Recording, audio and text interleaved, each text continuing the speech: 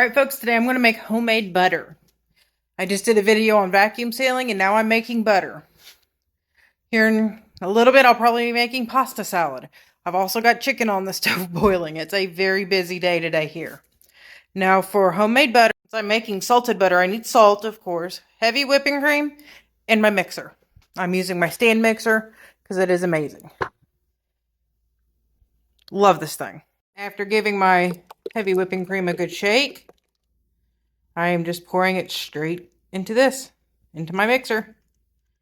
Now I have no clue how much salt to add to make salted butter. I've not seen anyone add salt to theirs, so we're just going to wing this. If it's a little too salty, I can make another batch of unsalted and mix it and see how that goes. But I'm just using the shaker. Since I'm making a lot of butter,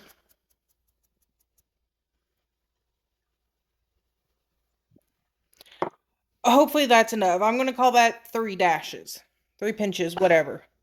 Lock, and I start slow and slowly speed it up as it starts to fluff. And I will show you what that looks like in a few minutes. Okay, now I'm going to crank it up a little bit. It's starting to get some air.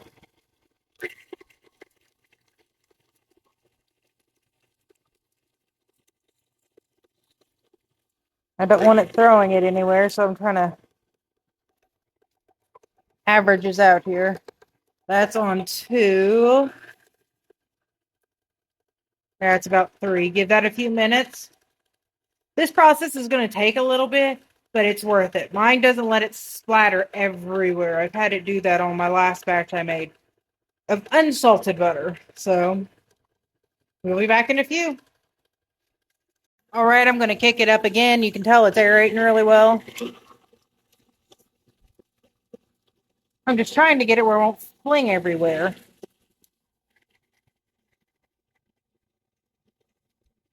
This batch is going slower than the last one, it seems like, but I'm being more cautious because it likes to fling everywhere. You're going to take this beyond the stage of whipped cream. That's how you get butter out of the cream that you use. You take it just beyond the stage of whipped cream and you'll see it start clumping. Now I'll show you what it looks like when it gets to whipped cream and we'll go from there. All right, folks, as you can tell, it's finally starting to form into whipped cream. Not much loose left. Flip it up again. Yes, this thing's a wiggling a little bit from what I have it set on. Right now I have my controls set on 8. All the way up to 9. Or 10, excuse me. These go in doubles. 2, 4, 6, etc. I know this is another long video. I do apologize, but this is a long process. Once it starts to separate, I'll show you what it looks like. Now, if you look, I'm going to shut it off for a minute.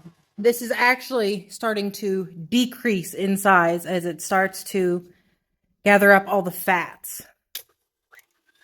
I've got this thing maxed out and I'm just going to keep it going. And we'll be back. Okay, folks, if you look, you can actually see it pulling away from the side of the bowl where and coming clean. That means the butter's actually starting to form. Only thing I've done since I videoed last was scrape the sides down a little bit to try to bring it all in. From here, I'm just going to record because this part don't take long. You can see it's starting to get yellow.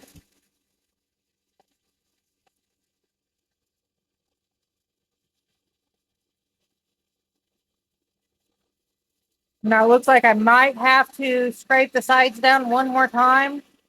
I do that just as a precaution to make sure everything gets mixed. I am going to do that real quick. Shut it off so I don't send this flying. Scrape because I can see where it's lowering down and leaving some behind. Don't waste anything. Waste not, want not. You can see the liquid starting to fly. I'm going to have to get a towel. Okay, I'm going to take a towel and cover this. I won't be able to video the last of it because it will end up soaked. And when I start seeing little specks of liquid on my towel, I will stop it. Which shouldn't take another couple of minutes maybe. If you look here, the towel is actually starting to get wet all around the bottom. which is what you want, because unless you want it flying everywhere all over your kitchen, it's changed. Let's shut it off real quick and take a look. See, it's separated. That's what you're looking for right there, folks.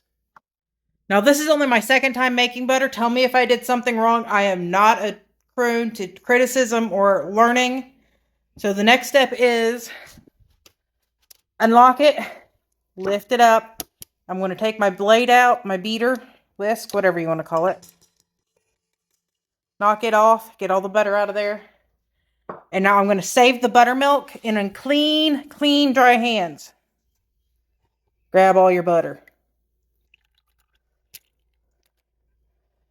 It's going to take a minute, but yes, it will all stick together. Working with a sieve would probably be a good idea, which I'm going to go grab. All right, I put the butter in here and I've let it set for a little bit. I accidentally made a bit of a mess, so I had to do a quick cleanup. I splashed over the, buttermilk. So now what I'm going to do is run this under cold water and bring it together as a solid ball. All right, folks, this is what it started as. Butter and buttermilk. This is what it finishes as. Now, the only thing I did off camera, because I didn't have an extra person to film, was run this under frigid water. You want to do that to keep it from melting, and two, so you can rinse all the extra buttermilk out. Now, we like to leave our butter on the counter. It doesn't hurt anything. We use it up quick enough. If it's not going to be used within a week, we end up putting it in the fridge. Now, this will go in the fridge, the buttermilk that is, and we'll sit there until we need it.